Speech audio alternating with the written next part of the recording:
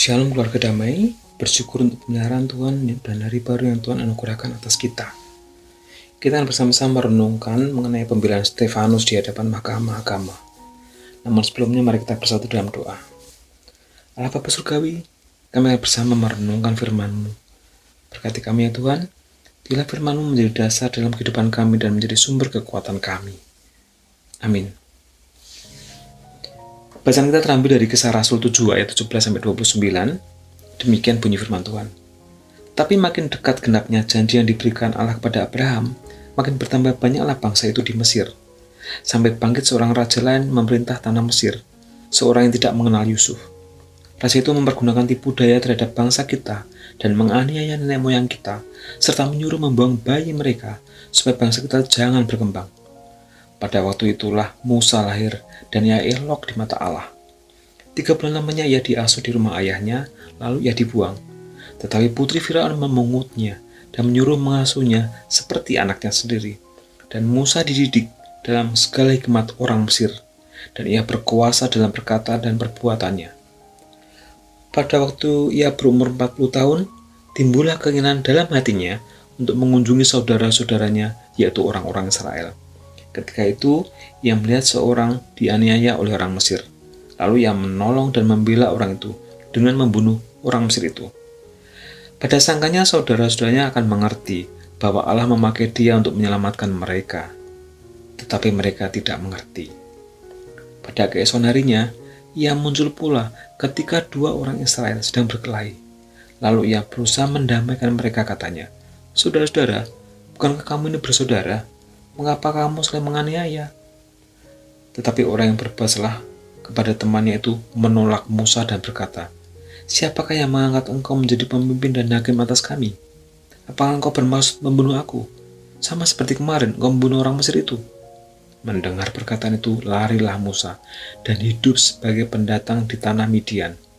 Di situ ia memperanakkan 2 orang anak laki-laki.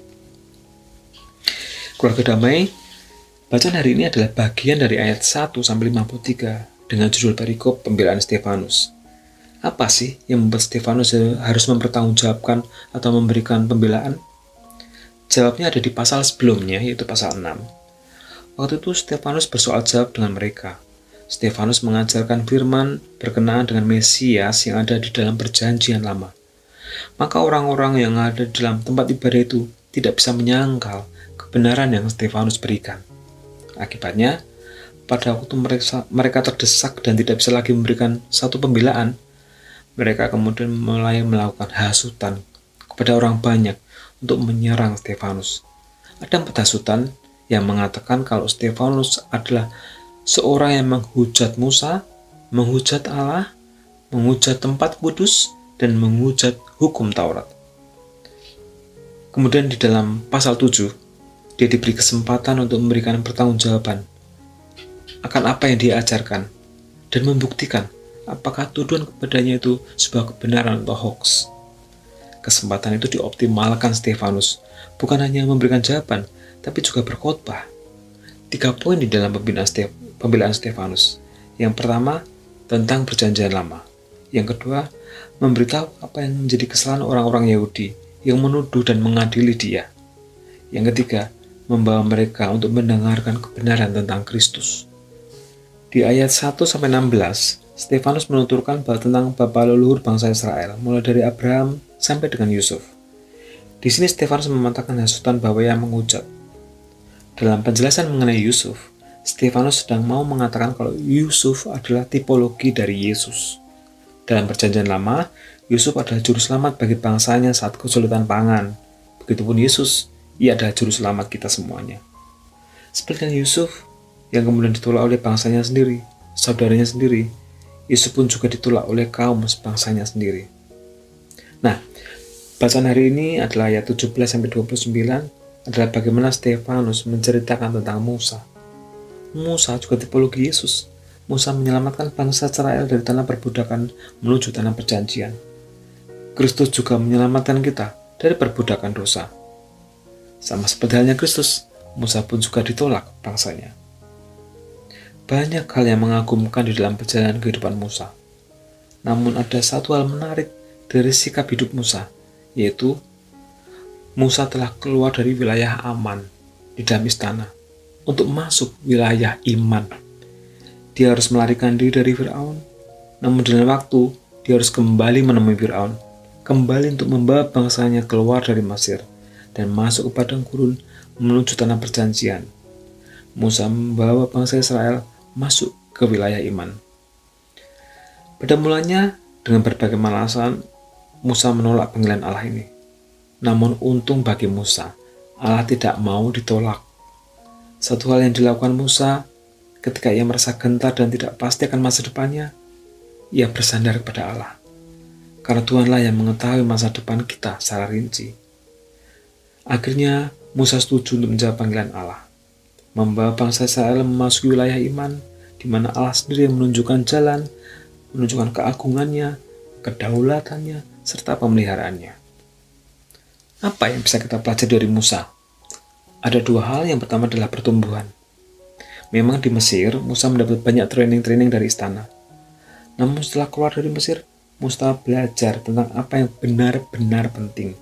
Musa dibentuk ulang oleh Tuhan, antara lain tentang pengenalan akan Allah, berdoa, rendah hati, kepemimpinan, memiliki jiwa Bapa, dan lain sebagainya. Pertumbuhan dimulai ketika kita meninggalkan wilayah aman kita dan memasuki area iman. Yang kedua adalah kenangan. Wilayah aman itu justru merampas kenangan terbesar dan kenangan terindah kita bersama Allah. Memang, seolah-olah ada risiko yang Musa ambil ketika ia memilih jalan taat. Namun sekali lagi, seandainya Musa tidak taat, dia pasti kecewa karena risiko yang tidak dia ambil. Dia tak akan mengalami kejadian spektakuler dan tidak memiliki kenangan indah bersama Allah. Keluarga damai, Allah ingin kita pun juga memiliki kenangan indah bersamanya. Menjawab panggilan Allah akan membawa kita masuk ke wilayah iman, sekaligus mengalami kenangan indah bersamanya. Keluarga damai, untuk 20 tahun atau 30 tahun ke depan, jangan sampai kita menyesal karena kita tidak memilih jalan taat. Memang ini menuntut konsekuensi, namun konsekuensi inilah yang membawa kenangan indah kita bersama Allah. Hingga kelak kita pulang ke rumah Bapa dengan membawa sukacita, karena kita memiliki banyak kenangan indah bersama Allah selama hidup di dunia. Demikian juga Stefanus, dengan iman teguh melangkah ke wilayah iman, menghadapi ahli Taurat di dalam mahkamah agama, menjelaskan imannya yang teguh kepada Tuhan Yesus, hingga ia mengalami momen yang sangat indah bersama Allah. Sebelum diseret keluar kota dan dilempari batu, Stefanus yang penuh dengan Roh Kudus menatap ke langit, lalu melihat kemuliaan Allah dan Yesus berdiri di sebelah kanan Allah. Lalu katanya, "Sungguh, aku melihat langit terbuka dan anak manusia berdiri di sebelah kanan Allah." Puji Tuhan, Stefanus mengalami kenangan indah bersama Tuhan. Dua pertanyaan sederhana untuk menutup Samas pada hari ini. Yang pertama adalah, apakah Allah pernah membawa Anda keluar wilayah aman dan nyaman untuk memasuki wilayah iman? Apakah itu? Yang kedua, bagaimana pengalaman yang Anda rasakan? Mari kita berdoa. Bapa yang baik, Bapa kami dalam menjalani hari-hari untuk masuk ke wilayah iman. Bapa, beri kami kesetiaan untuk taat, menerima penugasan dari-Mu, sehingga kehidupan kami bergantung sepenuhnya kepadamu. Kami dimampukan untuk melakukan hal-hal besar, melebihi kemampuan diri kami. Dan kami menikmati kenangan-kenangan indah bersamamu.